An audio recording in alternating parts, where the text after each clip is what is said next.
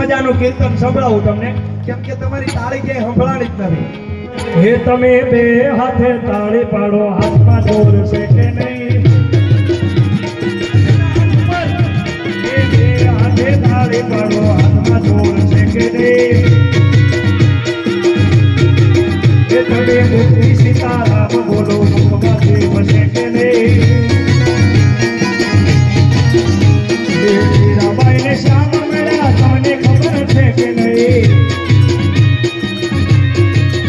હે ઝેરના તો પ્યાલે દીધા, તમને ખબર છે કે નહીં?